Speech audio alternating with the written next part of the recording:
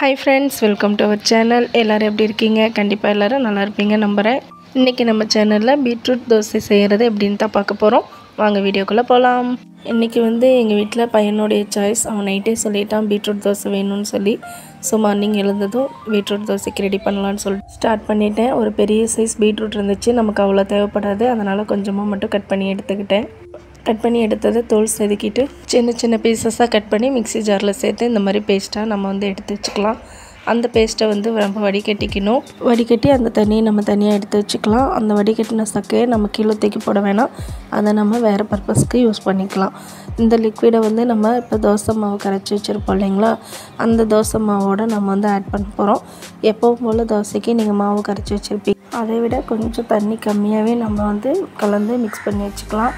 ஏன்னா நம்ம இந்த பீட்ரூட் தண்ணியை கொஞ்சம் ஆட் பண்ண போகிறோம். ஸோ இது ஆட் பண்ணி நல்லா மிக்ஸ் பண்ணிக்கோங்க. மிக்ஸ் பண்ணிட்டிங்கன்னா தோசை மாவோட கலருமே ஃபுல்லாக சேஞ்ச் ஆகி பார்க்கவே நல்லா பிங்க் கலரில் சூப்பராக மாறிடும். இதில் பிள்ளைங்களுக்கு நீங்கள் தோசை செஞ்சு கொடுக்கும் பொழுது நல்லா கலர்ஃபுல்லாக இருக்கும். பிள்ளைங்க ரொம்ப விரும்பி சாப்பிடுவாங்க. நல்லா மாவு மிக்ஸ் பண்ணிக்கோங்க. நான் ஆல்ரெடி முருங்கைக்கீரையில் தோசை எப்படி செய்யணும் அப்படிங்கிற வீடியோவும் போட்டிருக்கேன், நீங்கள் பாருங்கள். இந்த மாதிரி நம்ம கலராக டிஃப்ரெண்ட்டாக செஞ்சு கொடுக்கும் பொழுது அதில் நம்ம ஹெல்த்தியான இன்க்ரீடியன்ட்ஸ் தான் ஆட் பண்ணுறோம். ஸோ மார்னிங் பிரேக்ஃபாஸ்ட் ஆகட்டும், நைட்டு டின்னர் ஆகட்டும், இந்த மாதிரி ஹெல்த்தியாக நீங்கள் செஞ்சு கொடுக்கும்போது நம்ம ஃபேமிலியில் இருக்கவங்களுக்கு அது ஆரோக்கியமாக இருக்கும். இந்த தோசைக்கும் நம்ம எப்பவும் போல் சாம்பார், தேங்காய் சட்னி, உங்களுக்கு எந்த காம்பினேஷன் பிடிக்குமோ அதை நீங்கள் செஞ்சுக்கலாம். நான் இன்றைக்கி சிம்பிளாக தக்காளி சட்னி தான் செஞ்சுக்கிட்டேன். தக்காளி, வெங்காயம், வரமிளகா, உப்பு, கருவேப்பிலை, கொத்தமல்லி எப்பயும் போட்டு நம்ம தாளிப்போம் இல்லைங்களா, அது மாதிரி நல்லா வதக்கி எடுத்து நம்ம அரைச்சி தக்காளி கார சட்னி செஞ்சுக்கிட்டேன். இப்போ நம்ம ஸ்டவ் ஆன் பண்ணி தோசைக்கல் வச்சு நல்லா சூடானதும் நம்ம தோசை ஊற்ற ஆரம்பிச்சிட்டோம். பாருங்கள் எவ்வளோ சூப்பராக தோசை வருதுன்னு. பார்க்கவும் பிங்க் கலரில் அழகாக இருக்குது.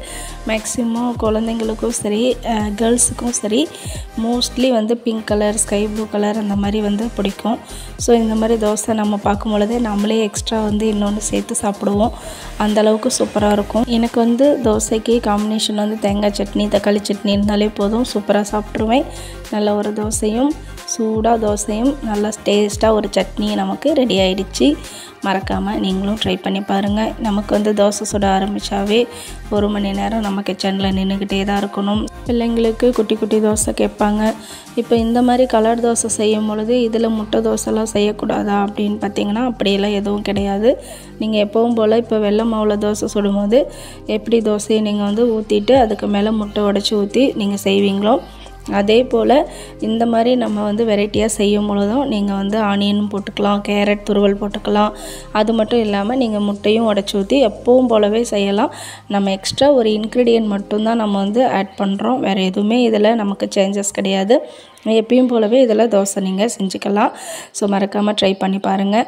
அப்புறம் இன்னொரு முக்கியமான விஷயம், நம்ம சேனலை சப்ஸ்கிரைப் பண்ணாதவங்க தான் 99% வீடியோஸ் பார்க்குறீங்க. இந்த வீடியோஸ் ஒவ்வொன்றுமே உங்களுக்கு யூஸ்ஃபுல்லாகவும் இருக்கும், ஹெல்த்தி டிப்ஸாகவும் இருக்கும். நான் நம்புகிறேன். சேனலை சப்ஸ்கிரைப் பண்ணாமல் 99% வீடியோஸ் பார்க்குறீங்க.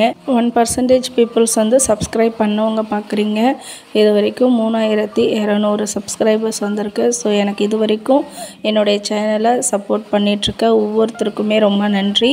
சப்ஸ்கிரைபர்ஸ் ஒவ்வொருக்கும் என்னுடைய ஒரு வேண்டுகோள் என்னென்னா, நீங்கள் வீடியோஸ் வாட்ச் பண்ணுங்கள். கண்டிப்பாக உங்களுக்கு இது யூஸ்ஃபுல்லாக இருக்கும். சப்ஸ்கிரைப் பண்ணாதவங்களும் மறக்காமல் நம்ம சேனலை சப்ஸ்கிரைப் பண்ணி சப்போர்ட் பண்ணுங்கள். மீண்டும் அடுத்த வீடியோவில் சந்திப்போம். பாய்.